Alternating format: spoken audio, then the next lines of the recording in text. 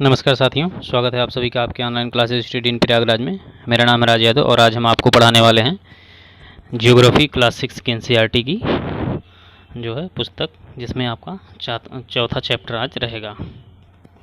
तो chapter number 4 है आज आपका।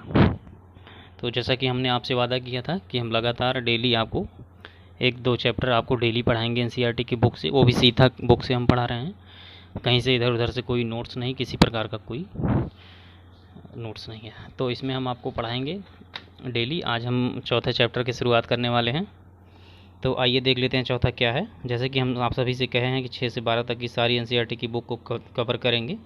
उसके बाद क्लास 6 की एनसीईआरटी पूरी करने के बाद हम लास्ट में आपको प्रोवाइड करेंगे इसके 60 नोट्स, यानी 1 से 2 क्लास में 60 नोट्स आपके क्लास 6 की एनसीईआरटी के रहेंगे, जो कि एक सब्जेक्ट से रहेंगे। जैसे जियोग्राफी 6 से जब पूरी करेंगे क्लास 6 की, तो क्लास 6 की पूरी करने के बाद लास्ट में हम इसके नोट्स भी प्रोवाइड कराएंगे, इसमें सारे निचोड़ रहेंगे। आइए शुरू करते हैं। तो चौथे नंबर का क्या है आज इसका है मानचित्र है चौथा नंबर का। इसमें आप पिछले अध्याय में ग्लोब के महत्व के बारे में पढ़ चुके हैं। ग्लोब के अध्ययन की सीमाएं होती हैं। हम पूरी पृथ्वी का अध्ययन करना चाहते हैं तब ग्लोब हमारे लिए काफ़ी उपयोगी साबित होता है। जब हम पूरी पृथ्वी का अध्ययन करना चाहते हैं तो ग्लोब हमारे लिए उपयोगी साबित होता है। लेकिन जब हम पृथ्वी के केवल एक भाग, जैसे अपने देश, राज्य या जिला, शहर तथा गाँव का अध्ययन करना चाहते हैं तो यह उतना उपयोगी साबित नहीं होता है। क्योंकि हम जब अपने देश, गाँव या शहर, जिला को जानना चाहते हैं या इसका अध्ययन करना चाहते हैं तो ये उपयोगी साबित नहीं होती है पूरा ग्लोब, यानी कि पूरा पृथ्वी। तो इसमें आगे देखते हैं, ऐसी स्थिति हमें मानचित्रों का उपयोग करते हैं। मानचित्र पृथ्वी की सतह या इसके एक भाग के पैमाने के माध्यम से चपटी सतह पर खींचा गया चित्र है। मानचित्र क्या होता है? पृथ्वी या इसकी सतह पर एक भाग में पैमाने के माध्यम से चपटी सतह पर खींचा गया एक मानचित्र है। यानी ये एक मानचित्र है जो कि चपटी सतह पर खींचा गया है। लेकिन एक गोलाकार सतह को पूरी तरह से चपटा करना असंभव है। एक गोलाकार अगर जो है सतह है तो उसको चपटा करना असंभव है। मानचित्र हमारी विभिन्न ज़रूरतों के लिए आवश्यक हैं। कुछ मानचित्र छोटे क्षेत्र के लिए उपयोगी होते हैं तथा कुछ बड़े क्षेत्रों के लिए। बड़ी किताब की तरह तथ्य हो सकते हैं, जैसे दूसरे मानचित्र में एक बड़ी किताब की तरह तथ्य होते हैं अलग अलग। जब बहुत से मानचित्रों को एक साथ रख दिया जाता है तब एक एटलस बन जाता है। मानचित्रों को एक साथ रखा जाता है तो एटलस बन जाता है, जैसे एटलस हम कहते हैं ना, एटलस यानी कि पूरे संसार का उसमें नक्शा रहता है। एटलस विभिन्न प्रकारों तथा अलग अलग पैमानों में खींची गई मापों पर आधारित होता है। मानचित्रों में एक ग्लोब की अपेक्षा हमें ज़्यादा जानकारी प्राप्त होती है। मानचित्र से एक ग्लोब की अपेक्षा ज़्यादा जानकारी प्राप्त होती है, क्योंकि ग्लोब में गोला रहेगा और मानचित्र में आपका रहेगा ये एक पेपर की तरह रहेगा। इसमें अलग अलग चीज़ें इंडिकेट रहेंगी, इसमें आपको घुमाना पड़ेगा कि कैसे क्या है देखने के लिए। तो इस तरीके से जो है मानचित्र विभिन्न प्रकार के होते हैं, जिसमें से कुछ नीचे वर्णित किया गया है। यानी मानचित्र के अलग अलग प्रकार हैं, टाइप्स ऑफ मैप। जैसे भौतिक यानी फिजिकल मैप कहते हैं आप इसमें फिजिकल का मतलब क्या? इसमें आपको पर्वत, पठार, मैदान, नदियों, महासागरों इत्यादि में दर्शाए गए मानचित्र तथा भौतिक या उच्चाउच मानचित्र इसे कहते हैं। इसे भौतिक या उच्चाउच मान, जैसे हम लोग को कहते हैं फिजिकल मैप चाहिए, जैसे जिसमें रहेगा पठार, मैदान, नदी आदि रहेंगी। सेकंड है आपका पॉलिटिकल मैप, यानी आपको राज्य, नगर, शहरों तथा गांवों और विश्व के विभिन्न देशों, राज्यों तथा उनकी सीमाओं को दर्शाने वाले राजनीतिक मैप कहा जाता है। यानी कि आपका पॉलिटिकल मैप रहेगा। आप सभी लगाए होंगे अपने अपने रूम में शायद। फिजिकल मैप अलग होता है जिसमें पर्वत, पठार आदि दिखाए गए होते हैं। पॉलिटिकल मैप होता है जिसमें अलग अलग गाँव, राज्य, शहर तथा जिला दिखाए गए होते हैं। आगे देख लेते हैं क्या है। फिर तीसरा है आपका थीमेटिक मानचित्र। थीमेटिक मानचित्र में क्या है? कुछ मानचित्र विशेष जानकारियां देते हैं, जैसे सड़क मानचित्र, वर्षा मानचित्र, वन, उद्योग आदि की वितरण दर्शाने वाले मानचित्र इत्यादि। इस प्रकार के मानचित्र को थीमेटिक मानचित्र कहा जाता है। इन मानचित्रों को दी गई सूचना के आधार पर उनका उचित नामांकन किया जाता है। मानचित्र 3 घटक होते हैं, दूरी, दिशा और प्रतीक। ये 3 घटक होते हैं आपके मानचित्र के। अब दूरी क्या होता है? इसमें से मानचित्र पर आरेखण होता है जो पूरे विश्व या उसमें एक भाग को छोटा कर कागज के एक पन्ने पर दर्शाता है। यह कह सकते हैं कि मानचित्र छोटे पैमानों पर खींचे जाते हैं, लेकिन इतनी सावधानी से छोटा किया जाता है ताकि स्थानों के बीच की दूरी वास्तविक हो। तभी संभव हो सकता है कि कागज़ की एक छोटी दूरी स्थल की बड़ी दूरी को व्यक्त करती है। यानी कागज़ की एक छोटी दूरी स्थल के बड़ी दूरी को व्यक्त करती है। इसलिए इस उद्देश्य के लिए पैमाना चुना जाता है। पैमाना स्थल पर वास्तविक दूरी और मानचित्र पर दिखाई गई दूरी के बीच के अनुपात होता है। उदाहरण के लिए आपके विद्यालय में आपके घर के बीच की दूरी 10 किलोमीटर जिसे मानचित्र पर 2 सेंटीमीटर में दिखाया गया है। इसका अभिप्राय मानचित्र का 1 सेंटीमीटर स्थल तथा 5 किलोमीटर को दर्शाता है। यानी कि आप पैमाना मान लेंगे तो 1 सेंटीमीटर बराबर 5 किलोमीटर मान लेंगे, तो इसका मतलब वास्तविक दूरी है वो 5 किलोमीटर होगी और आप मैप पर उसको 1 सेंटीमीटर मान रहे हैं। तो इसका कहने का मतलब यही है कि एक उसका पैमाना रख लिया जाता है कि 1 सेंटीमीटर बराबर वहाँ मान लिया जाएगा 5 किलोमीटर। तो जब आप 1 सेंटीमीटर मैप में नापेंगे तो वहाँ पे आपका 5 किलोमीटर हो जाएगा। इस तरीके से कह रहा है ये। इसका अभिप्राय मानचित्र के 1 सेंटीमीटर स्थल 5 किलोमीटर को दर्शाता है। आपके रेखाचित्र का पैमाना 1 सेंटीमीटर 5 किलोमीटर। इस पैमाने की जानकारी तो मानचित्र पर दिए गए किसी भी दो स्थानों के बीच की दूरी का पता लगा सकते हैं इस जानकारी से। ठीक है, आप समझ गए होंगे पैमाना क्या मतलब है। अब बड़े क्षेत्रफल वाले भागों को, महाद्वीपों और देशों को कागज़ पर दिखाना होता है। बिल्कुल सही, मैप बनाएंगे आप तो कागज़ पे दिखाना ही पड़ेगा क्या कहाँ पे स्थित है, किस कौन सिचुएटेड कहाँ पे है, पर्वत पठार या नदियाँ। उदाहरण के लिए मानचित्र पर 5 सेंटीमीटर स्थल 5 किलोमीटर को दर्शाता है। इसको छोटे पैमाने वाला मानचित्र कहते हैं। जब छोटे क्षेत्रफल वाले भाग पर अपने गांव या शहर को कागज़ पर दिखाना होता है तब हम बड़े पैमानों का उपयोग करते हैं। जैसे स्थल पर 500 मीटर की दूरी को मानचित्र पर 5 सेंटीमीटर में दिखाया है। अभी हमने आपको बताया वही चीज़, इसे 5 सेंटीमीटर को 5 मीटर में दिखा दिया गया पैमाने पे। तो इसके दिखा सकते हैं। इस प्रकार मानचित्र को बड़े पैमाने वाला मानचित्र कहते हैं। बड़े पैमाने वाले मानचित्र छोटे पैमाने वाले मानचित्र की अपेक्षा अधिक जानकारी देते हैं। छोटे पैमाने वाले की अपेक्षा अधिक जानकारी इसलिए देंगे क्योंकि उसमें जो इसका अनुपात रहेगा, रेशियो रहेगा आपका मापने का, तो ये सही रहेगा, आपको जल्दी समझ में आएंगी चीज़ें। अगर बहुत ज़्यादा डीप कर दी जाती हैं, 1 सेंटीमीटर बराबर 5 किलोमीटर कर दिया जा रहा है, 10 किलोमीटर कर दिया जा रहा है, तो इसमें आपको समस्या आएगी, चीज़ें बहुत पास हो जाएंगी और समझने में दिक्कत भी आएगी। इसीलिए कह रहा है कि छोटे पैमाने वाले मानचित्र की अपेक्षा अधिक जानकारी देता है कौन, बड़ा पैमाने वाला मानचित्र। आगे देखते हैं हम, दिशा क्या है। ये तो मैप बना है दोस्तों, इसके लिए परेशान ना होइए आप। ये मैप दिया है कैसे कहाँ पे जाएंगे आप। तो इधर घर है विकास का, शीला का घर, करीम का घर है, फलोद्यान है, इधर विद्यालय है। तो इसको कैसे कैसे जाना है ये देखिए, जा रहा है इधर से, इधर जाएगा तो पोस्ट ऑफिस पहुँचेगा, इधर सामुदायिक केंद्र। ये समझने के लिए दिया गया होता है, बाकी और इसमें कुछ है नहीं। आप लोग उतना जानकार हैं। और फिर देखते हैं आगे, दिशा। दिशा क्या कहती है। अधिकतर मानचित्रों में दाहिनी तरफ तीर का निशान बना होता है जिसके ऊपर अक्षर लिखा होता है। यह तीर का निशान उत्तर दिशा को दर्शाता है। हाँ ठीक है, आप देख भी सकते हैं यहाँ पे, ये देखिए उत्तर दिशा को दर्शा रहा है। ये हर मैप में बना होता है, ये हर मैप में रहेगा ये चीज़ जो कि उत्तर दिशा को दर्शाएगा।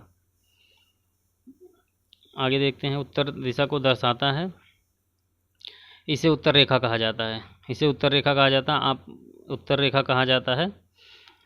और उत्तर रेखा कहा जाता है जब आप उत्तर के बारे में जानते हैं तब आप दूसरी दिशा जैसे पूर्व पश्चिम या दक्षिण के बारे में पता लगा सकते हैं। 4.2 में चित्र में 4 मुख्य दिशाओं उत्तर दक्षिण पूर्व पश्चिम को दिखाया गया है। वे प्रधान दिग्बिंदु कहे जाते हैं। ये प्रधान दिग्बिंदु इसे कहते हैं, पूर्व पश्चिम उत्तर और दक्षिण को कहते हैं। बीच की 4 दिशाएं उत्तर पूर्व, दक्षिण पश्चिम, उत्तर पश्चिम, इन बीच वाली दिशाओं को मदद से किसी भी स्थान की स्थिति का पता लगा सकते हैं, क्योंकि हम जब दिशा जानेंगे तभी किसी स्थान का पता भी लगा पाएंगे। निम्नलिखित दिशाओं का पता लगाइए। ये विकास का घर, सामुदायिक केंद्र तथा खेल के मैदान की दिशा और दुकानों की दिशा, यही जो हमने आपको पहले ही दिखाया यही है। इसका पता लगाइए, इसका घर कहाँ है, किस दिशा में है। तो इसमें कोई बड़ा इशू नहीं है, आप इसको जानते हैं। आगे देख लेंगे, आगे देख लेते हैं। यह किसी मानचित्र का तीसरा प्रमुख घटक है। क्या? प्रतीक तीसरा घटक है किसी मानचित्र का। तीसरा घटक यह किसी भी मानचित्र पर वास्तविक आकार प्रकार के विभिन्न आकृतियों जैसे भवनों, पुलों, सड़कों, वृक्षों, रेल तथा पटरियों, कुएं आदि को दिखाना संभव होता है। इसलिए इसमें आपको छायाओं, रंगों, चित्रों, रेखाओं तथा उपयोगों इसका उपयोग करके दिखाया जाता है। ये प्रतीक कम स्थान पर अधिक जानकारी प्रदान करते हैं। इन प्रतीकों का इस्तेमाल मानचित्र को आसानी से खींचा जा सकता है तथा इसका अध्ययन करना आवश्यक होता है। ये प्रतीक हैं आपको चिन्ह, यानी कि आपको मैप में कहाँ पेड़ है, कहाँ नदी है। इसमें देखिए रेलवे लाइन कैसी बनी है, कच्ची पक्की सड़कें हैं, अंतर्राष्ट्रीय राज्य जिला सीमा कैसे बन रही है, ये सब इसमें दिखाया गया है। नदी, कुआं, तालाब को कैसे दिखाया गया है इसमें, ये भी देखेंगे आप। कैसे आपको मंदिर, मस्जिद और गिरजाघर दिखाएगा। मंदिर, गिरजाघर, मस्जिद, छतरी, ये आपको दिखाया गया। मंदिर, गिरजाघर, मस्जिद, छतरी। पोस्ट ऑफिस को कैसे लिखा गया है, तो ये आपको इंडिकेटर होते हैं एक तरीके से। जब आप इसको लिखेंगे तो उसमें ये पता चलता है कि कौन कहाँ पे सिचुएटेड है। आगे देखते हैं, इसमें के द्वारा जानकारी प्राप्त कर सकते हैं, यानी इन सभी चित्रों की सहायता से जानकारी प्राप्त कर सकते हैं। मानचित्रों की अपेक्षा विश्वव्यापी भाषा होती है। मानचित्र की भाषा एक विश्वव्यापी भाषा होती है, यानी कि आप इसमें इंडिकेट, आप चाहे किसी भी लैंग्वेज में मैप बनाएंगे लेकिन इंडिकेशन आपका वही होगा। आपको मंदिर बनानी है तो आप इस तरीके से बना देंगे, मस्जिद बनानी है तो इस तरीके से बना देंगे। तो ये जैसे है वैसे ही आपको बनाना होगा। तो उससे आपको पता चल जाएगा। अगर आप कुछ नहीं जानते तो ये आपको पता चल जाएगा कि कौन सा मंदिर है, कौन सा मस्जिद है या कौन सी चीज़ें कहाँ पे स्थित हैं, पेड़ हैं, तालाब हैं, नदियाँ हैं।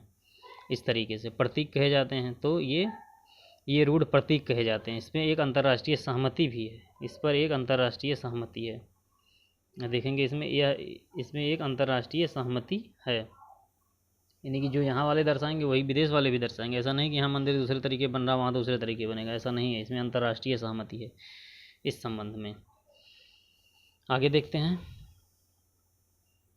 तो ये प्रतीक कहे जाते हैं। कुछ रूढ़ प्रतीक 4.3 दर्शाए गए हैं, वो हमने दिखाया आपको कैसे क्या है। इसका इस्तेमाल सामान्यतः नीले रंग का इस्तेमाल जलाशयों, भूरा रंग पर्वतों, पीला रंग पठारों तथा हरा रंग मैदानों को दर्शाने के लिए किया जाता है। इन रंगों का प्रयोग अलग अलग चीज़ों को दर्शाने के लिए किया जाता है। रेखाचित्र एक आरेखण है जो पैमाने पर आधारित न होकर याददाश्त की ओर प्रक्षेपण पर आधारित होता है। कभी कभी किसी क्षेत्र के एक कच्चे आरेखण की आवश्यकता वहाँ के एक स्थान को दूसरे स्थान के सापेक्ष दिखाने के लिए होती है। मान लीजिए कि आप अपने मित्र के घर जाना चाहते हैं लेकिन आपको रास्ते की जानकारी नहीं है, तो आपका मित्र अपने घर को रास्ते बताने के लिए एक कच्चा आरेखण बना सकता है। इस प्रकार कच्चे आरेखण को बिना पैमाने की सहायता से खींचा जा सकता है तथा इसे ही रेखाचित्र या मानचित्र कहते हैं। जो आपको जानने के लिए, जानकारी के लिए खींचा जा रहा किसी कच्चे कागज़ पर, उसी को आप रेखाचित्र या मानचित्र कहेंगे। आगे देख लेते हैं दोस्तों, लास्ट है खाका। एक बड़े क्षेत्र के पैमाने पर खींचा गया चित्र, रेखाचित्र खाका कहा जाता है चित्र को। तथा एक बड़े पैमाने वाले मानचित्र में बहुत सी जानकारियाँ प्राप्त होती हैं, लेकिन कुछ ऐसी चीज़ें होती हैं जिन्हें हम कभी कभी जानना चाहते हैं, जैसे कमरे की लंबाई चौड़ाई, जिसे मानचित्र पर नहीं दिखाया जा सकता। उस समय हम लोग बड़े पैमाने वाले एक रेखाचित्र खींच सकते हैं जिसे खाका कहा जाता है। आगे आपसे पूछ भी सकता है कि खाका किसे कहा जाता है। अब इसमें क्या है, छोटे छोटे अभ्यास प्रश्न भी दिए गए हैं, हम उन प्रश्नों को जान लेते हैं। इसमें दे रहा है कि मानचित्र के 3 घटक कौन कौन से हैं। तो मानचित्र के 3 घटक हमने अभी बताया आपको। मानचित्र के 3 घटक कौन कौन से हैं। इसमें क्या है, पहला हो जाएगा आपका दिशा, दूरी, और आपका क्या हो जाएगा, प्रतीक हो जाएगा। यही 3 थे। आगे देखते हैं, प्रधान बिंदु कौन कौन सी हैं। तो प्रधान बिंदु उत्तर, दक्षिण, पूर्व, पश्चिम, ये चारों प्रधान बिंदु हैं। आप मानचित्र के पैमाने पर से आप क्या समझते हैं, मानचित्र के पैमाने से आप क्या समझते हैं। किसी बड़ी दूरी को छोटे में दिखाया जाता है। मानचित्र को किसी बड़ी दूरी को छोटे पेज पर दिखाया जाना मानचित्र कहलाता है। ग्लोब की अपेक्षा मानचित्र अधिक सहायक होते हैं। क्यों ग्लोब की अपेक्षा क्यों सहायक होते हैं? क्योंकि ये समतल होते हैं और इन्हें स्पष्ट किया जा सकता है, इसलिए सहायक होते हैं। मानचित्र एवं खाका के बीच अंतर बताइए, 5वां क्वेश्चन कह रहा है। अब मानचित्र और खाका के बीच अंतर बताने का क्या होगा, इसमें बड़े स्थान को छोटे क्षेत्र में दिखाया जाता है, किसमें, मानचित्र में, एवं खाका में छोटे स्थान को बड़े में दिखाया जाता है। यही इसमें अंतर है। कौन सा परेशान बिल्कुल नहीं होइएगा दोस्तों, हम इसके जब क्लास 6 की एनसीईआरटी ज्योग्राफी पूरी होगी तो इसके लास्ट में 1-2 क्लास में आपकी पूरे एनसीईआरटी का निचोड़ बढ़िया शॉर्ट नोट्स में आपको देंगे और पढ़ा भी देंगे, ताकि आपको इसकी जानकारियाँ मिल जाएँ और अच्छे से ये आपको याद हो जाए। कौन सा मानचित्र विस्तृत जानकारी प्रदान करता है? कौन सा मानचित्र विस्तृत जानकारी प्राप्त करता है? थीमेटिक मानचित्र विस्तृत जानकारी प्राप्त करता है, क्योंकि इसमें इंडिकेशन भी जगह जगह दिए होते हैं, क्या क्या कौन कौन सी चीज़ें कहाँ कहाँ पर स्थिति हैं। प्रतीक किस प्रकार के मानचित्रों के अध्ययन में सहायक होते हैं? ये सभी प्रकार के मानचित्रों हेतु लाभकारी होते हैं। किसी भी प्रकार का मानचित्र रहेगा उसमें किसी कोई चिन्ह अगर दिया गया है तो बिल्कुल वो सभी में उपयोगी रहेंगे। अगला क्वेश्चन देख लेते हैं, चिन्ह लगाने वाला। वृक्षों के वितरण को दिखाने वाले मानचित्र कौन है? वृक्षों के वितरण को दिखाने वाला का कौन है? थीमेटिक है, यही सबसे ज़्यादा उपयोगी है। नीले रंग का इस्तेमाल किसके लिए किया जाता है? जलाशयों के लिए किया जाएगा। दिक् सूचक का उपयोग किया जाता है, क्यों किया जाता है? मुख्य दिशा का पता लगाने के लिए, मुख्य दिशा का पता लगाने के लिए। पैमाना आवश्यक क्यों होता है? पैमाना मानचित्र के लिए आवश्यक होता है। आगे देखते हैं, आगे आपका कुछ नहीं दिया गया है, ये तो आओ करके सीखें। एक छोटे बच्चों के लिए होता है कि आप अपने लिए ऐसा करिए, ब्लैक बोर्ड डेस्क में और दरवाज़ा खिड़कियों को दिखाइए कौन कहाँ पे स्थित है, कौन किस दिशा में स्थिति है। तो दोस्तों ओवरऑल ये क्लास हमारी पूरी हुई। आज हम क्लास 6 NCERT ज्योग्राफी की जो है चैप्टर 4 पढ़ा रहे थे, और अपेक्षा करते हैं कि आप सभी को अच्छा लगा होगा। अच्छा लगा या कैसे कोई कमी रह गई है या अच्छाई है तो आप हमें कमेंट बॉक्स में कमेंट करके ज़रूर बताइए, ताकि हम अपनी शिक्षा में सुधार ला सकें और आप लोगों तक सही और तथ्यपूर्ण जानकारी उपलब्ध करा सकें। दोस्तों हमारा मकसद है कि हम 6 से 12 तक के सारे सब्जेक्ट को, जियोग्राफी, हिस्ट्री, पॉलिटी और इकोनॉमिक्स को पढ़ाना चाहेंगे, ताकि आपका कवरअप अच्छे से हो जाए और हम इसकी अच्छे से एक नोट्स भी प्रोवाइड करा सकें आप लोगों को। तो लगातार बने रहिए आप हमारे चैनल पर। किसी भी प्रकार की आप तैयारी कर रहे हैं, किसी भी एग्ज़ाम की, वनडे एग्ज़ाम हो या कोई अदर एग्ज़ाम हो, तो आप हमारे चैनल से जुड़ सकते हैं। थैंक यू दोस्तों, कमेंट बॉक्स में कमेंट करके ज़रूर बताएं। Thank you so much.